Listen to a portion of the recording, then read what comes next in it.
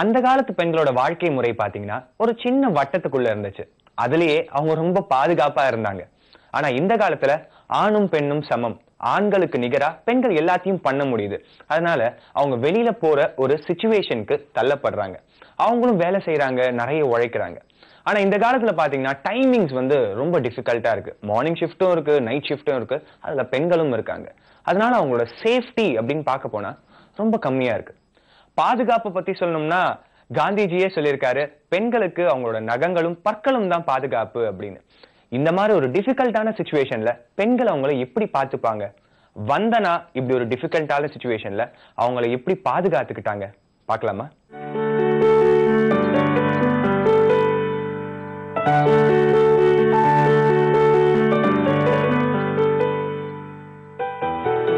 வட இந்தியாவில் மிகவும் பிரசித்தி பெற்ற இடங்களில் ஒன்று லக்னோ. லக்னோவின் அருகில் உள்ள சிறிய கிராமங்களில் ஒன்று நீல்மத்தா.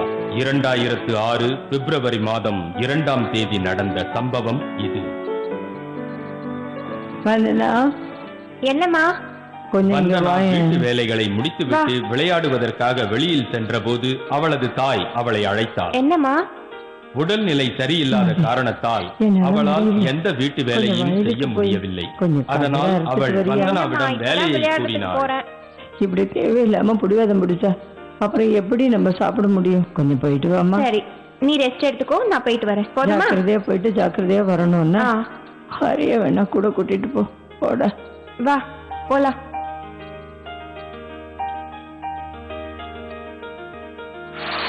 தனது தம்பி ஹரியை அழைத்துக் கொண்டு வந்தனா வயலில் அறுவடைக்கு சென்றாள். அந்த இடம் அவள் வீட்டிற்கு அருகில்தான் உள்ளது. ஆனால் ஆள் நடமாட்டம் அங்கு எதுவும் இருக்காது. அதனால் தான் அவளின் தாய் ஹரியை துணைக்கு அழைத்து செல்லுமாறு கூறினாள். வந்தனாவும் அவளது தம்பி ஹரியும் விளையாடிக் கொண்டே அங்கு நடந்து சென்றனர். அங்கு நடக்கப் போகும் சம்பவத்தை அறியாமல் அவர்கள் இருவரும் சிரித்து விளையாடிக் கொண்டிருந்தனர். அந்த இடத்தை சிறிது நேரத்தில் அவர்கள் சென்று அடைந்தனர். தம்பியை அங்கு நிற்க வைத்துவிட்டு வந்தனா தான் வந்த வேலையை செய்ய துவங்கினாள்.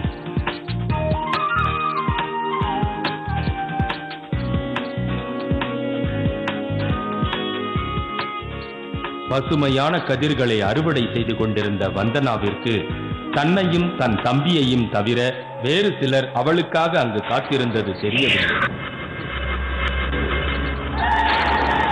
திருட்டு எண்ணத்தோடு அங்கு பதுங்கி இருந்தவர்கள் யாரும் வராத நேரத்திற்காக காத்திருந்தனர்.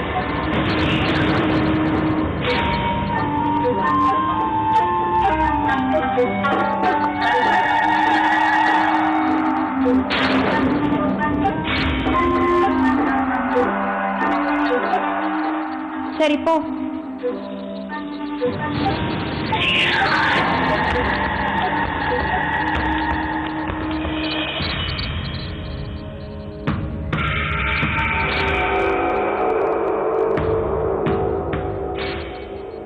வந்தனா திரும்பிய சமயம் அவர்களில் ஒருவன் வந்தனாவை நெருங்கிச் சென்றான். வந்தனாவை அவன் தாக்கினாலும் அவள் தயங்கவில்லை. அவனை திருப்பி தாக்கினாள். சரியான பதிலடி கொடுத்தாள். அவர்கள் தயாராக ஆயுதங்களுடன் வந்திருந்தார்கள். ஆனால் வந்தனா பாவம், நிராயுதபாணி. அந்த சம்பவத்தை வந்தனாவின் தம்பி அறியக்கூடாது என்று மற்றவர்கள் ஹரியின் எண்ணத்தை திசைத்திருப்பினர். ஆபத்தில் சிக்கியிருந்தாலும் வந்தனா தனது தம்பியை காப்பாற்றும் எண்ணத்தோடு அவனை அங்கிருந்து சென்று விடும்படி கூறினாள். அங்கு நடந்த ஆபத்தான சம்பவத்தை பார்த்த ஹரி மற்றவர்களை உதவிக்கு அழைக்கும் எண்ணத்தோடு அங்கிருந்து வேகமாக தப்பி ஓடி சென்று விட்டார்.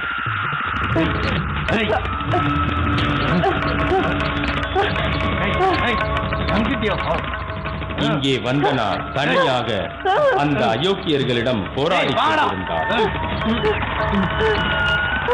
12 வயதான அந்த சிறுமி அந்த அயோக்கியர்களிடம் சிக்கி பரிதவித்தாள்.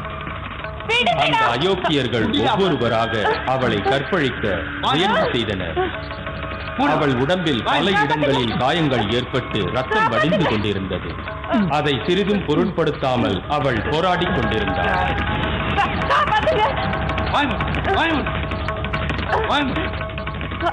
நேரம் போக போக வந்தனா அவர்களிடம் போராடி களைத்து போக ஆரம்பித்தாள். தன் தம்பியின் உதவிக்காக அவள் ஒவ்வொரு நொடியும் எதிர்பார்த்து காத்துக் கொண்டிருந்தாள். அப்பொழுது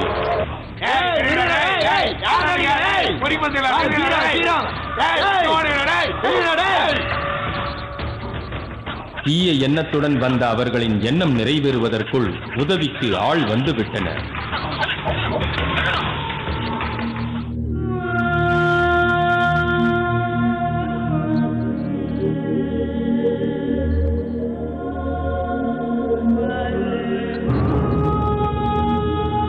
போராடி களைத்த வந்தனா அங்கு மயங்கி விழுந்து விட்டாள். ஆனால் தன்னுடைய மானத்தை அவள் காப்பாற்றிக் கொண்டு விட்டாள். அந்த தீயவர்களை அங்கிருந்து விரட்டியது வந்தனா தன் உடல் சக்தியால் அல்ல, அவள் மனதில் குடிகொண்டிருந்த அவள் தன்னம்பிக்கையின் சக்தியால் தான். எந்த நிலைமையிலையும் தன்னோட கற்பை இழந்துடக்கூடாது அப்படின்னு வந்தனா போராடி இருக்காங்க. அந்த போராட்டத்துல வெற்றியும் அடைஞ்சிருக்காங்க. இவங்க கண்டிப்பா எல்லா பெண்களுக்கும் ஒரு இன்ஸ்பிரேஷன். உங்களை பாக்குற பெண்களுக்கு கண்டிப்பா மனசுல ஒரு தைரியம் வரும். சபாஷ் வந்தனா.